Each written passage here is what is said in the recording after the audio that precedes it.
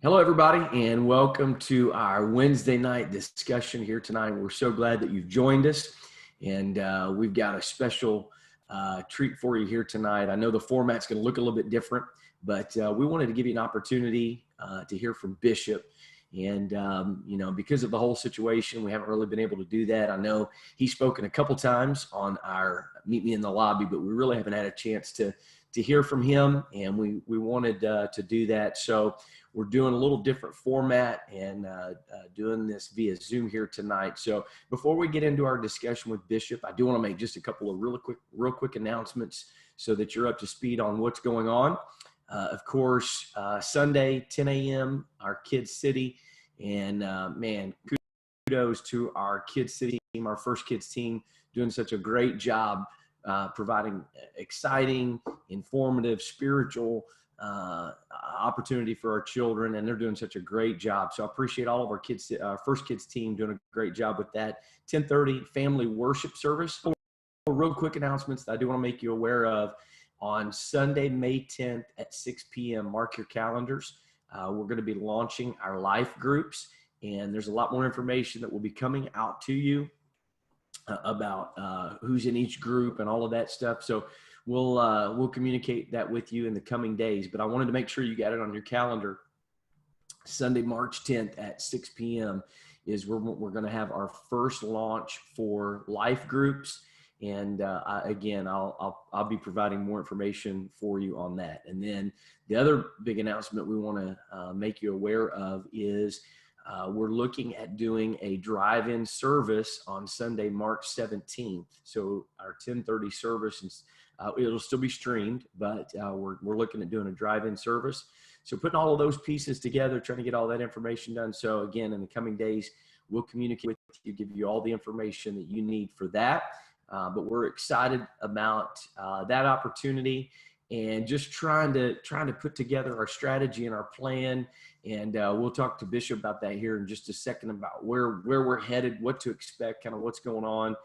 And there's still a lot of questions out there about where churches fall in all of this, the reopening of America, and still trying to figure that all out. So in the meantime, I definitely feel like that doing a drive-in service would be a good experience for everybody. And May 17th is our anniversary service. So kind of a great opportunity for us to get together, and looking forward to that. So just be on the lookout. Social media, email, all that good stuff. We'll keep you posted and updated. One last thing, again, appreciate your faithfulness in giving. You can continue to give on the Alexio app, or you can go to factoledo.com. and you can give there. So again, we're excited to have our special guest with us here today, Bishop Jordan, and we're looking forward to hearing what he has to share with us today. So first of all, Bishop, thank you for doing this. Thank you for jumping on here. I guess the first question is, how are you doing during quarantine? I know you're lighting up social media, but other than that, how are you doing? Yeah. Probably a little too much. I need to tone it down probably. But as all of you know, I am retired. I've been retired since about this time in 2013, 7 years ago. And the quarantine is actually pretty much like retirement. Up in the morning, get dressed, look out the window, see who's walking down the street.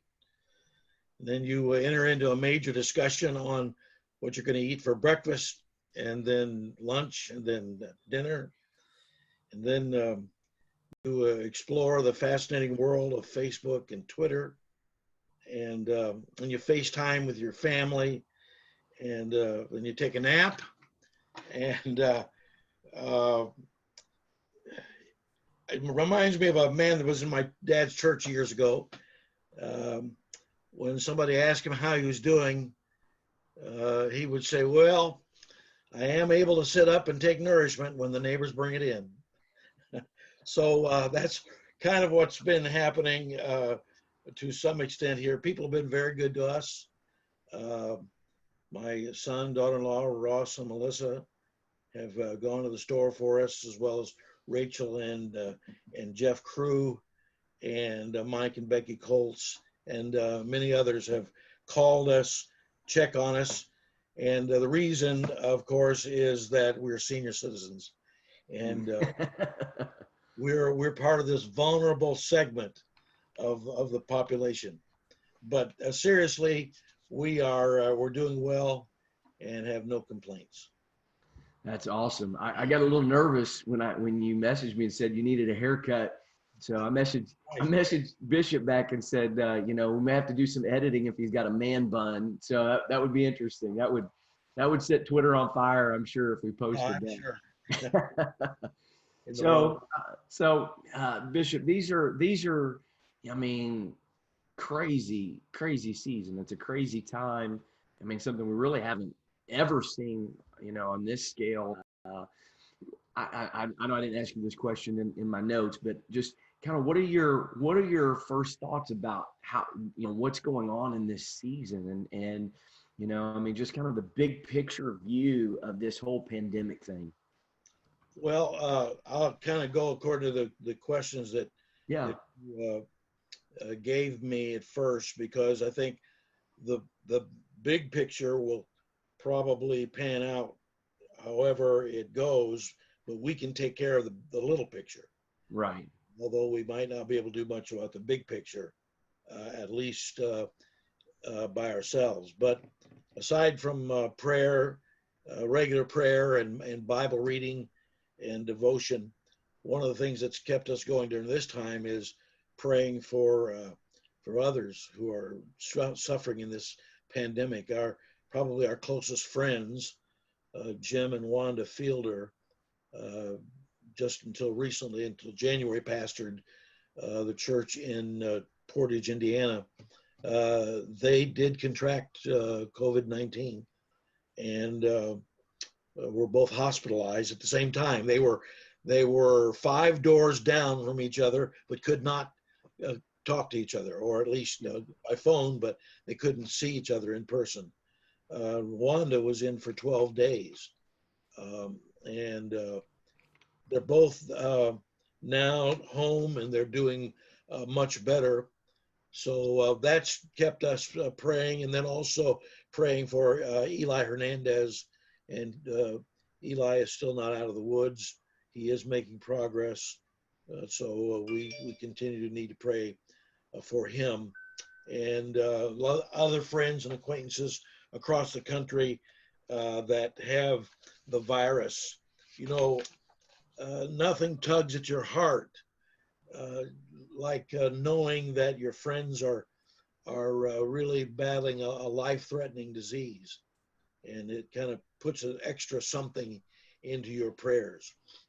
In terms of staying spiritually strong, I've used this time to do a lot of thinking about this entire situation and how it's impacted not only the local church, but the church in general. And I'll talk about that in a minute. But it does seem like God has put the church on pause. And anybody who's familiar with computers, especially gaming and so forth, they know what pause really is all about. But this has given us, I believe, the opportunity to realign ourselves with God and with our true purpose in life, especially in our relationship with God. I know a lot of people have used this time to catch up with projects around the home and maybe even been able to do some major work. Uh, I noticed that Lowe's and Home Depot and other hardware stores have stayed open. I guess they would be considered essential businesses more than the church, evidently. Uh, I do believe that God has given spirit-filled people time to take advantage of this epidemic to deepen our walk with Him.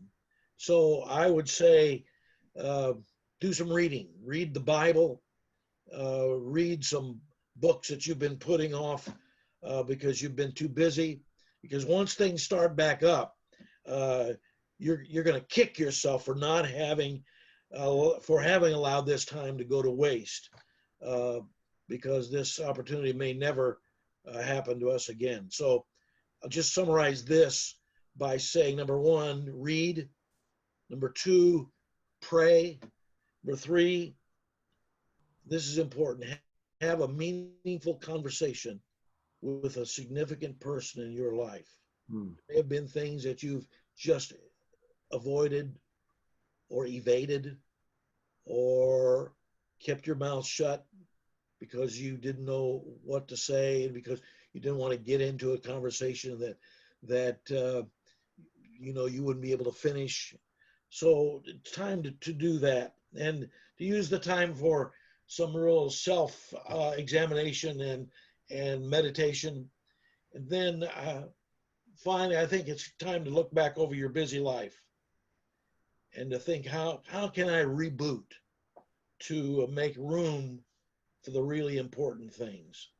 I don't know if you have heard this illustration or not, but a teacher took a empty pail and put it in front of his class, and he then took some big rocks and put it in there until it was full, and asked the question, "Is there still room?" And most of the students said, "No, there's no more room." Well, he took then another smaller container of small rocks, and he poured that in there, and they found their way into that pail.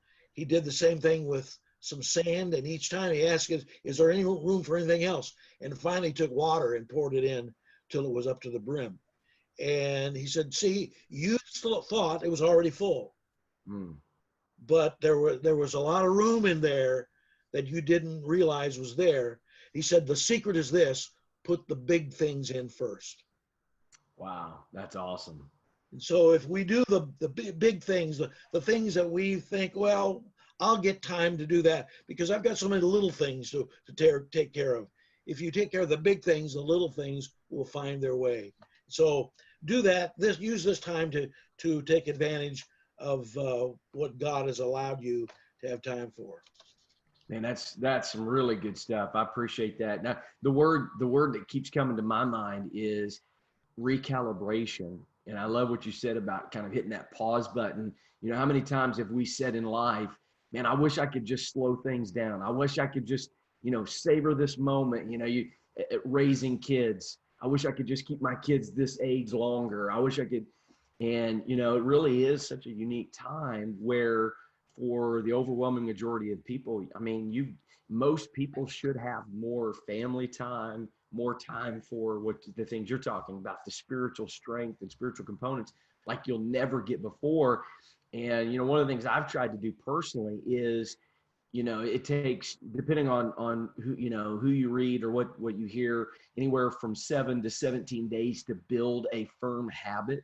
And so I've tried to build some things into my life during this time because I have the ability to kind of control time just a little bit better, to build those habits so that when life gets back to normal or whatever that's going to look like, those things will just kind of naturally be happening. So I don't know that we'll ever have another opportunity to recalibrate like we've had this during this time. Exactly. Well, in terms of the bigger picture, and what our challenges may be, I have to tell you that this entire episode in the life of the church has really completely blown me away. Had you asked me before this all happened what I thought a national shutdown would do to the church, I would have said it'll destroy us. Yeah. You know, and I would have said that on the basis of what I perceived was what the church was all about. You know, it's amazing how we box ourselves into to narrow concepts, and we think that, you know, we can't do without this or without that, and if that ever goes away, then we won't be able to survive. Well, you know, we've thought, as far as the church is concerned, that if we can't meet together on a regular basis, if we can't shake hands with our brothers and sisters or hug necks, and if we can't have this personal interaction, then we're not going to be able to make it. We're going to die on the vine. But actually, the opposite has been true. We've seen more growth. We've seen more renewed interest. We've seen more sacrifice. We've seen more ministry going on, and more personal devotion than we've ever had. To me, that just turns upside down the concept that I've always had. If I could just share a scripture, 1 Corinthians 2, 1 through 5. And brethren, when I came to you, came not with excellency of speech or of wisdom, declaring unto you the testimony of God, for I determined not to know anything among you save Jesus Christ and him crucified. And I was with you in weakness and in fear and in much trembling. And my speech and my preaching was not with enticing words of man's wisdom, but in demonstration of the Spirit and the power, that your faith should not stand in the wisdom of men, but in the power of God. So I believe that through this pandemic, that God has shown us that we're not responsible for the strength and the power of the church, but that he is. Verses 4 and 5, it says that your faith should not stand in the wisdom of men, but in the power of God. We are finding out that our faith really does stand in the power of God and not anything that we can do. And the warranting that I have for this is that the number of baptisms, not just in our church locally, but as I look on the internet and the Facebook postings from friends all across the country, people are getting the Holy Ghost, people are getting baptized, and it's not because of like stage dynamics or musical talent or, you know, projection talent or artistry, charismatic personalities, you know, fabulous architecture in churches and exciting programs. All of those things, there's nothing wrong with them. But we're wrong to think that these things are what are responsible for any success that the church has achieved over the years. Because I believe that God has shown us through this pandemic that the simple truth of the gospel alone stands as the true powerhouse of the church. You know, we've been stripped of a lot of our peripheral add-ons, and we've become accustomed to those things, and we've dialed back everything to just the bare bones of the gospel itself. And guess what? It's enough. The gospel in and of itself is enough. So I believe that to me, this is the bigger picture that we need to understand. And I'll say some more things about that as we go along, but that's really what I believe is happening. That is awesome. And I know in talking to you, I mean, I know how big innovation is. And, you know, this church has been an innovative church for decades. But it certainly seems like that this whole thing has unleashed renewed creativity, finding ways to make it happen, you know, innovative ways to keep people connected, to keep people spiritually fed and all of that. So in your view and your perspective, kind of maybe talk a little bit about innovation and why that's so critical, because without innovation, I mean, the church stagnates, it gets left behind, and it's very easy for, a stable body, a stable church. And you pastored, a stable body for 30 years. You've been here going on 47 years, coming up in a couple weeks. And how important it is to constantly keep that innovation churning. And the reason I bring that up is because, and again, I'm sure we'll talk about this a little bit more, but as we begin to trickle back into normalcy, it's important, I feel like, as a pastor, that we don't lose that innovative spirit. So maybe you can talk a little bit about innovation. Well, I think there are some things that have been in us all the while, but the opportunity just didn't exist. The occasion didn't come along to call that out from us. So I have confidence that whatever the situation is, God has already instilled in the church, is resident in the church, and because of that, he's gifted individual people in the church to be able to respond in the right way. As I said, I think more ministry has been activated during this time than ever before. There are people that are caring for each other that really didn't it wasn't that they didn't care or they didn't love, but there wasn't the opportunity or need for them to pay a lot of attention, because all of us, being Americans, we like to be self-sufficient, and we like to say, well, I don't need any help, and don't bother yourself, I'm fine. But now we've come to a place where a lot of people are not fine, and they need others. And so the saints of God has stepped forward. And then I'll say that in a little bit about more innovation. Maybe, in fact, maybe I can turn there right now, because I believe that there are some things that have happened during this lockdown that would not have happened otherwise. It's kind of like the practice of Jesus. Remember, when Jesus would do something, would perform a miracle, he would say to people, don't tell anybody. Don't broadcast this about. The reason, it was reverse psychology. He knew that as soon as they left, they were going to make a beeline to their friends or wherever they hung out, and what we're going to tell about what had happened. And so when the authorities told us we can't have church, what did it do? It only increased our desire in other ways to have fellowship with one another. And let me just say about that, it's just the act of God, I suppose, that this has all happened when we have the technology to do what we're doing right now. Sure. If this had happened 20 years ago, we might have been in a little different situation, not being able to contact each other, and maybe had to, use telephone or some other slow, ineffective, inefficient means. But this is amazing.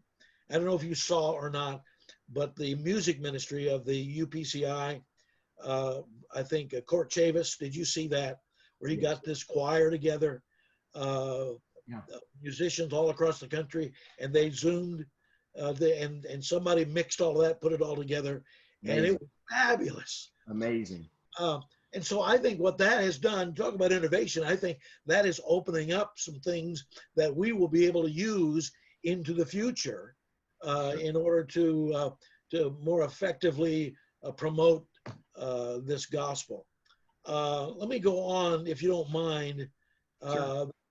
What I see happening, the church is going to become less building centric and more willing to operate in different venues of outreach and of ministry. I think we're going to focus more on people rather than brick and mortar facilities.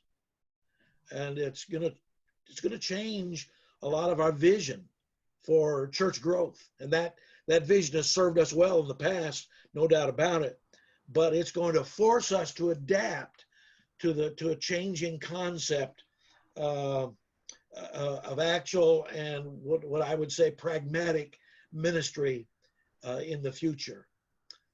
And not only that, but in the past, we've been very much reliant on crowd moving, if I could say, performances, on, you know, special effects and you know, the excitement of having lots of people crammed into to a sanctuary. That we've looked at that as that is the greatest. And I've been as guilty as anybody else in thinking that's the thing that we need to have.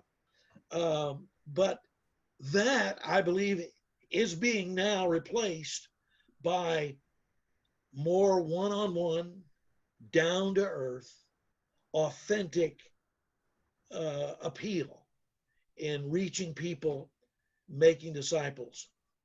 The scary thing is that we're not going to be as much in control over this milieu of delivery. But what we're going to learn to do is pack a lot more into the content of our message. It's kind of the same as the preference of one-on-one tutoring over a classroom lecture method. Right. You know, you get a lot more out of that one-on-one attention. And so I think maybe that's what's happening, and what we thought would be a curse is going to turn out to be a blessing. A couple more things, if I can just keep on going here. There's going to be emphasis on activity in the building, and it will lessen perhaps, but it's not going to stop, because people continue to need this human-to-human touch, the warmth and of fellowship, because it feels good. It affirms us and encourages us and inspires us. But we're going to have to learn to manage that and not to overemphasize that to the detriment of the church's mission. Seems to me that the church's mission is being performed in a much more effective way during this epidemic or pandemic than even before. And I'm not sure how that's happening or even why I have the boldness to say that, but I really think that that's what's happening. So we're going to have to learn to manage this. We're going to have to learn to allocate resources and endeavors rather than the building and grounds, facilities, aesthetics, because we've always opted for nice and comfortable and versatile and utilitarian. That's what we've always wanted, and or rather what we've thought we wanted it, but instead what we've done, for the most part, we want the ornate, the opulent, the triumphs of architecture. I believe that this shift is going to change so that we will advance people ministry. Let me put it this way: people ministry over steeple ministry. I like that. The church is going to learn to decentralize ministry so that more discipleship is going to flourish in homes, in private venues, rather than by professional clergy in corporate settings. This is not to diminish the authority, because there's God-given authority in the ministry of the church, the elders, those who are charged with taking care of the flock. But what it's going to do, it's going to expand and expedite practical ministry. People are going to learn to study and to pray and engage in the helping ministries in their family and their private lives, rather than exclusively in the church building. So these are what I would call my prognostications, and they may not always materialize in the exact way that maybe I've outlined here, but I do believe that they're directionally true, if not correct in every detail. So that's kind of what I see is happening in the church, and how we're being able to innovate and adjust to new things, new context.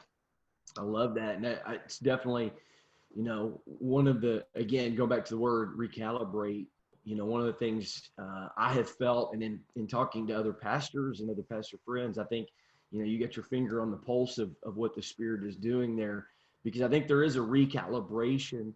And, I think, we always get fearful when like our conventional wisdom gets challenged. And so, we try to resist. We swing on the pendulum one way and back to the other. And so like there was this big move when all of this happened, and, the churches left the building, became real popular, and everybody was talking about the church being mobilized. And then you kind of saw this reflex back the other way about like, yeah, that's awesome, but don't forget, gatherings are still important. Our coming together is still important. And I think it's kind of birthed out of fear sometimes. But I think my prayer is for us, and I can only speak for us, but my prayer is that FAC, that we come back to a balanced calibration of gathering versus scattering, and how those things are not, I shouldn't say the word versus, because they're not opposed to each other. They're actually complementarian.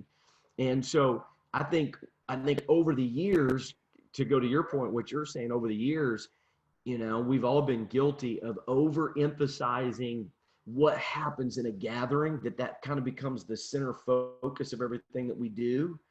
And then the tendency becomes, well, let's blow all that up and go out. And the reality is, we do need those gatherings, right? Let me illustrate, if you don't mind, Sure. your point. And that is, when you have a company or a military base, you have the reason for the Army or any military branch is not to have meetings. Right. They have work to do in a lot of different ways. They fan out and do all of their work, but they still have to have meetings in order to get on the same page, in order to get instruction, in order to understand what's going on. They have to have meetings, but the meetings are to facilitate their ability to go out and do their mission. And so I think that's really where this is the balance. And you talked about how do we strike a balance. I think this is the balance that our meetings are not for meeting's sake. Meetings are so that we can understand how to better go out and do the job, the real ministry of the church. That's it. That's exactly right. I actually believe that coming out of this, we'll have a better appreciation for our meetings, for our gatherings, because I think it's going to break. I feel like it's breaking some of our addictive nature to being fed, being consumers. You talked about it earlier about using this time to be a self-feeder. Not that people weren't praying before, reading before, whatever, but this time is really recalibrated. Like, look, if your spiritual walk is dependent on coming together, there may be a time where you're not able to do that. You got to be spiritually strong. So I think there'll be a deeper appreciation where I won't come into church and looking as how is it going to directly affect me, but I'm going to look at it as I'm coming together with my family, my church family. And this is our time, exactly what you said. This is our time to strategize, to be built up, to be encouraged, to be strengthened, to then go do the mission. Exactly. And, when we look at this pandemic from a prophetic standpoint, and a lot of people are really tying in a lot of things about Bible prophecy and so forth. I don't know about the Bible prophecy that may be or may not be being fulfilled, but I do know this, that we are in a simulated, if not real, time to recalibrate and reassess our spiritual lives. I did some research. I'm not going to have time to read it here, but did some research on military training, and they do have training procedures, and the attitude of those who participate in those training sessions and scenarios is, you go into this training session as though it were actual, and that these things are, in fact, in some cases they do use live rounds and live fire to make it even more sobering. So if this is not an incident directly in Bible prophecy, at the very least, it is a major drill. It is for us to take seriously and to say, this is what we need to do. If this were real or if this is not real, it doesn't matter. Our attitude is going to be, this is real. And we need to be able to get close to God, to reevaluate our own spirits and our behaviors and so forth, so that it is going to make a difference. Otherwise, if we don't take this seriously, then what good is the book of Revelation? The book of Revelation is written for a purpose. Sure. And the purpose is so that we will know what's going on, and we will know how to respond and how to react. And if we don't take it seriously, then that purpose is lost on us. And so I think it's important for us to look at this, even if it's not the real thing, book of Revelation, then it certainly is the same. It's a simulated type of event, and we need to and if we do that, if we take it seriously, then if it's real, we're gonna be okay. And if it's not real, then we're still going to be okay, because we've learned a lot. So, I'm not so much, trying to figure out all of the nuts and bolts and dot the I's and cross the T's of Bible prophecy in terms of trying to make sense out of this pandemic. But I am going to use it as a comeuppance from God, a warning signal. God is saying to the church, it's time for you to get real, because this could very well be one of the events of the end time. So good. So good. Kind of reminds me of the scripture. It's high time to awake out of sleep, for the day of our salvation is nearer than when we first believed. Exactly. So what would you say, Bishop? I want you to speak to 3 different groups of people for a minute. We're going totally off script here, so I know you're going to appreciate this, but we'll go totally off script. I want you to speak to 3 different people. So people that, talking about the end times,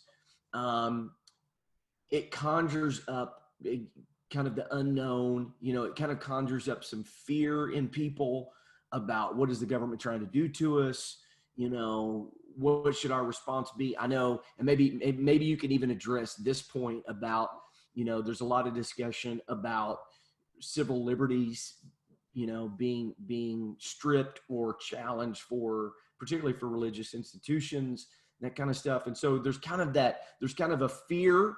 And then you also have fear, people that are afraid about end times, people are afraid of this virus, what it's going to do, and are very strongly opinionated about how people should behave and conduct themselves on one side. On the other side, you have a group of people that kind of have some angst, kind of some frustration is starting to build.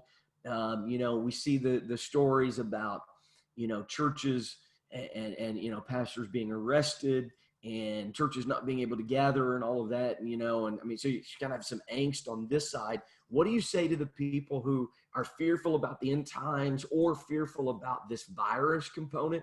And then what do you say to people on the other side that are dealing kind of with this building, just this angst is the word that keeps coming to mind, just kind of that building frustration about they want it to open quicker, it's a conjured up deal and all this kind of stuff. What do you say to either of those groups?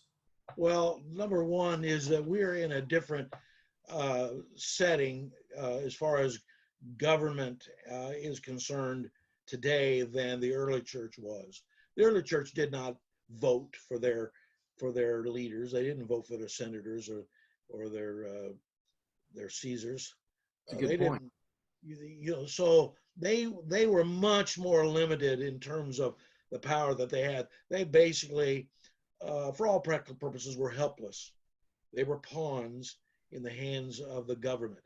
Today, we have the ability to vote. We have the ability to protest, to criticize the government. So we can do that. However, I don't think that it's ever right for us to step outside the boundaries of the law and break the law in order to put forward our viewpoint. Now, having said that, if someone is going to engage in civil disobedience, if they're going to have church gatherings when the government told them not to, then they should be willing to suffer the consequences.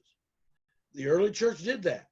Yeah. The early church went out and preached the gospel when they were forbidden, and they suffered the consequences. James lost his head. They threw Peter in prison, and the angel came and rescued him and took him out. But Peter was subjective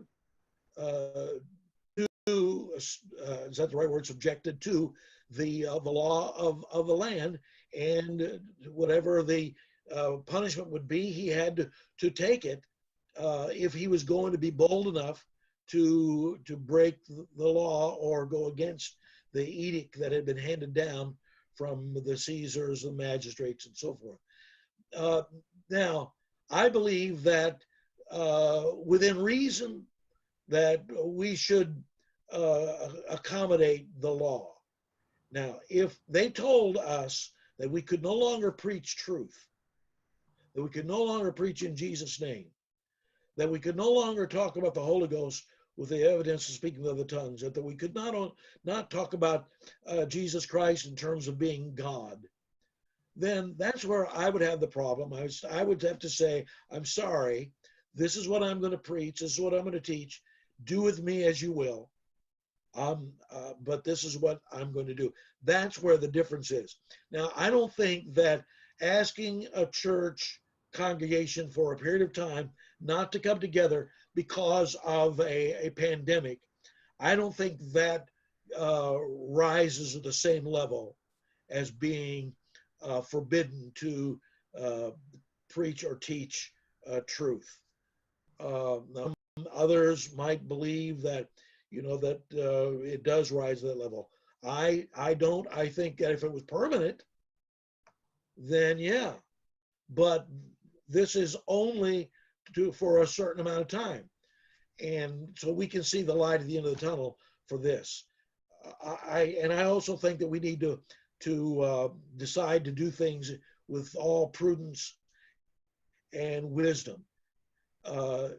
If there is indeed a possibility that someone could be infected with COVID-19 because they came to our service, then I would feel responsible.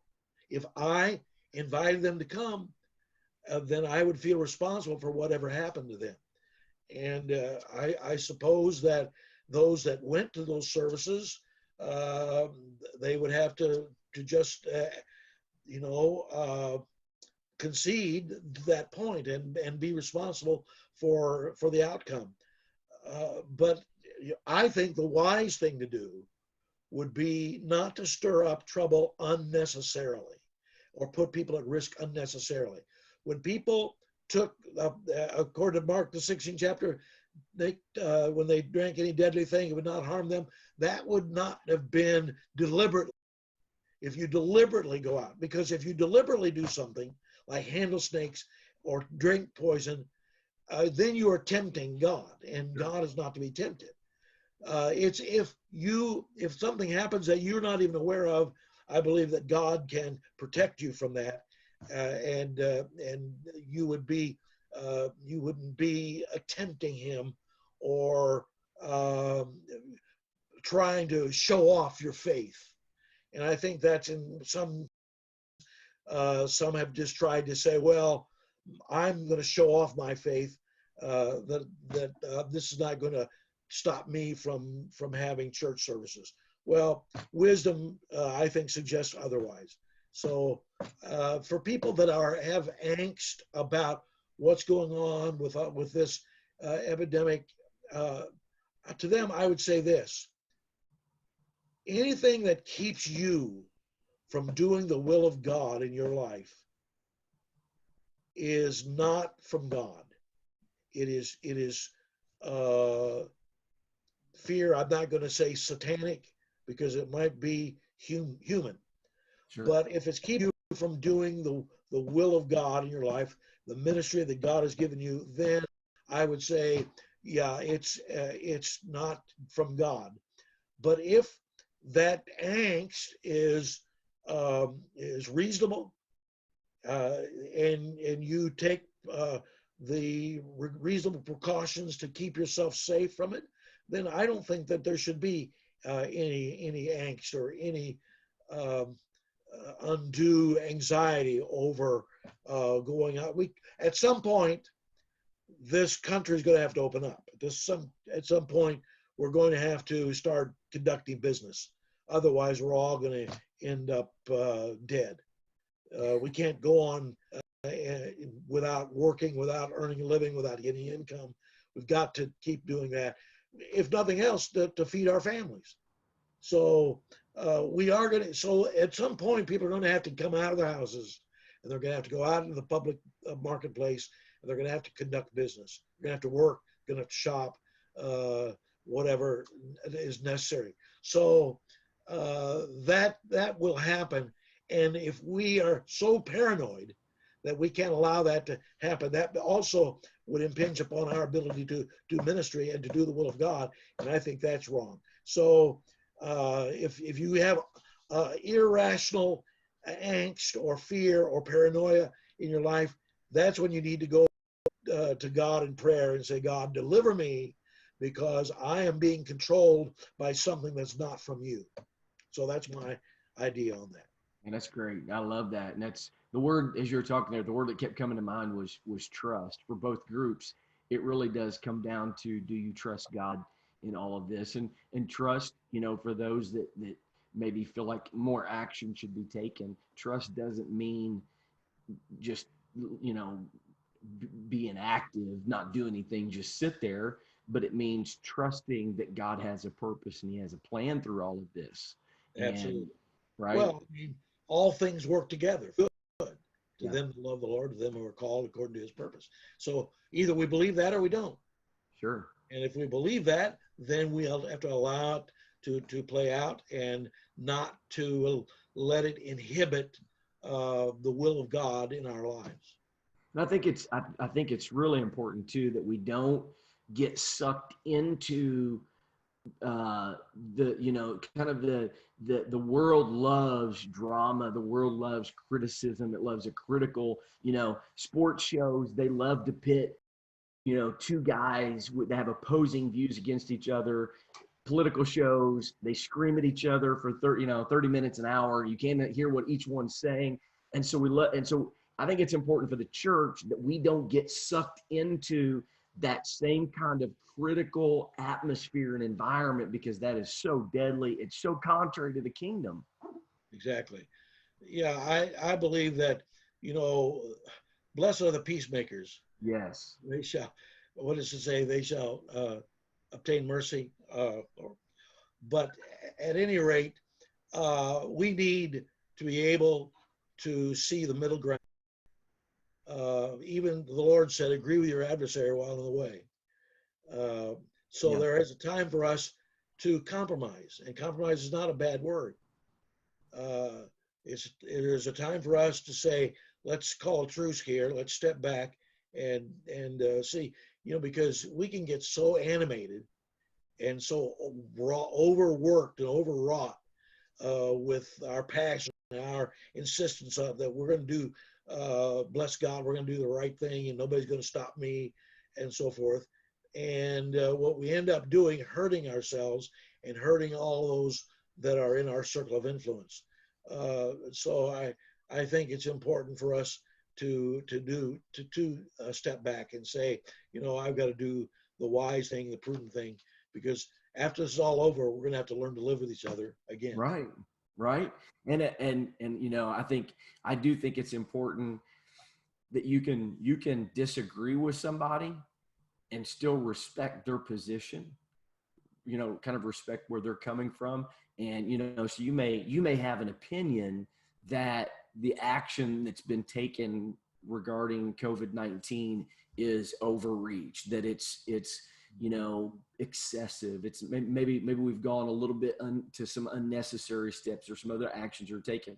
But, if you're a person who has, I read a statistic the other day that said that in a controlled group, 92% of people that passed away either had diabetes, high blood pressure, or suffered from obesity or were obese. And so, if you're in a high risk category, you should have some concerns about how people are conducting themselves and whatever. And I think it's important to just say, okay, I can disagree with somebody else and still respect their position without, turning into a Facebook bloodbath, which often happens, unfortunately. I would ask people who say, I'm not going to pay any attention to this. I'm going to ask them, have you been washing your hands more? Well, why? You must have been hearing what has been advised or recommended and conforming to that. Why? Because there's a certain amount of fear that you have, or at least skepticism you have about being contaminated. And so, social distancing is only just another extension of washing your hands, another form of staying free from any contaminant. And it's kind of like people that don't believe in taking medicine, and yet they'll put a Band-Aid on their hand if they get a cut. Right. You shouldn't even do that. So, it all comes down, I think, to wisdom. Yes. And let's not be stupid. Let's do things as much as we possibly can to adhere to the protocols that authorities have put out there, to the point where, if it's to the point where they begin to infringe on our freedom of religion and of speech, then that's going too far. Yeah. But we think we need to go along with them as far as we can in order to keep things safe. Yeah. And we have to have the trust of our people as well, because Sure. people are also American citizens. They're not only members of our church, they're patriotic American citizens, and they want to do what's right, and they don't want there to be this polemic between, do I obey my pastor or do I obey my governor? Sure. And you put them in that kind of a situation, a bind, and you may not like what the end results are. Exactly. Well, and I'll just say this to kind of, as we start wading out into this reopening, I mean, if there's an expectation that all of a sudden the light switch is going to be flipped and we're going to go back to our normal Sunday dimmer switch. It's just a dimmer. Absolutely. It's going to be a dimmer switch. And, so we're not any time in the near future is there just going to be flip the switch, everybody comes back together and go back to normal, normal procedures. There's probably going to be a season where we strongly encourage the most vulnerable to continue to watch our live stream or listen on our phone stream, whatever services, until we can kind of get through that. And, we don't know at this point how long that's all going to last. There's probably going to be a season, just in my conversations with other pastors, there's probably going to be a season where we do maybe multiple services in smaller groups. We probably won't be able to do children's ministries or student ministries because you can't practice social distancing with those groups. And so it'll probably be just family services in small numbers, maybe for a little bit. So I think it's important to set those kinds of expectations going forward, because certainly it doesn't seem like that that switch is going to get flipped anytime soon. I like the dimmer. So Bishop, why don't you close out?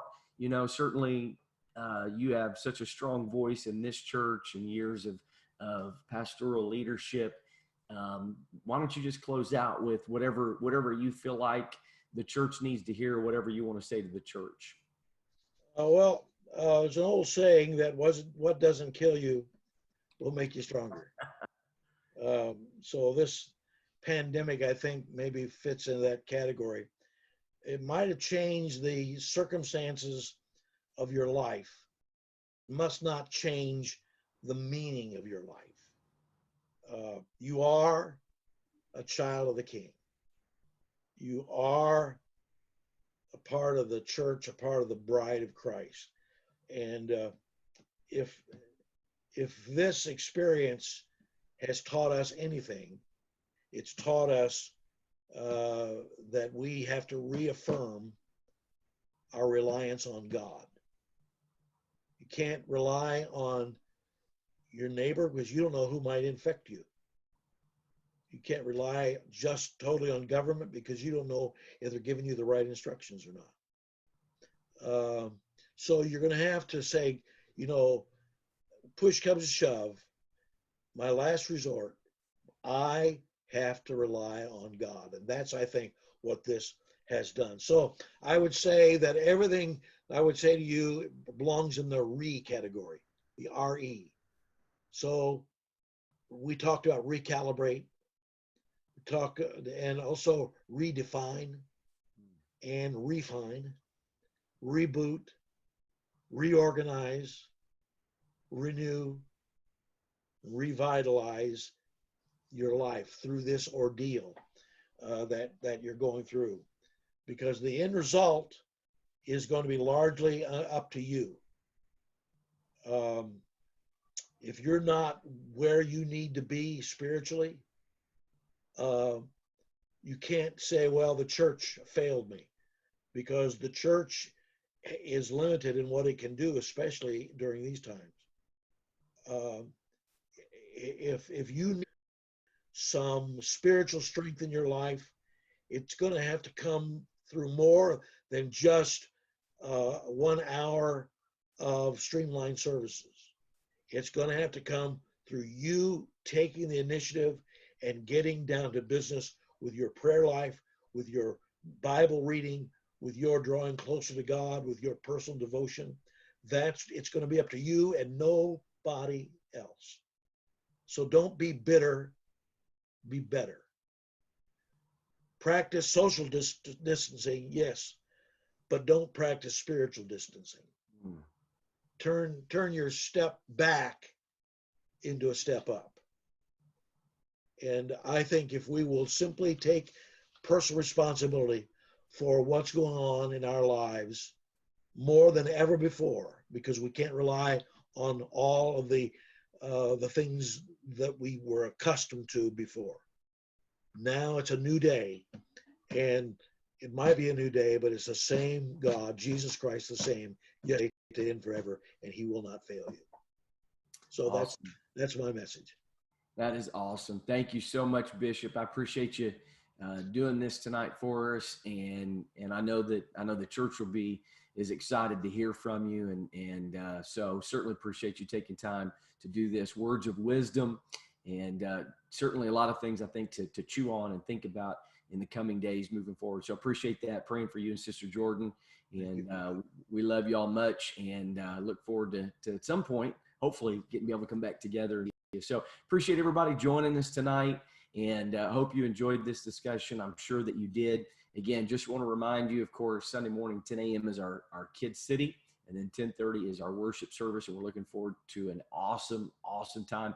And as Bishop mentioned here tonight, we're seeing tremendous revival. It's baptisms seemingly every week, and God is drawing people in an amazing way. So be praying and asking for God to connect you with somebody this week. And I believe the Spirit of God is moving this time, people are searching, they're hungry, they're looking. And so I ask God to lead you and guide you. Sunday morning at 10:30. And then again, coming up, life groups on May 10th, drive-in service coming May 17th. We'll keep you posted on all of those details. All right. Thanks again for joining us, everybody. We love you, and we'll be in contact with you soon. God bless you. Thank you for joining us today at FAC. We certainly hope that you enjoyed this live stream service today. Now, we want to make sure that we give you an opportunity to continue in giving, and you can do that by going to our church website, which is factoledo.com, or you can also do that on our Alexio app. Also, we want to make sure that you're following us on all of our social media platforms, and be sure and turn on all of the push notifications so you're keeping up with all of the information as it becomes available. And you can also interact with us and communicate with us. We certainly want to stay in touch with you during this time. Again, join us every Wednesday night at 7:30 p.m. for live stream of our Bible study, and every Sunday morning at 10:30 a.m. for our full family worship service. We look forward to seeing you then. God bless.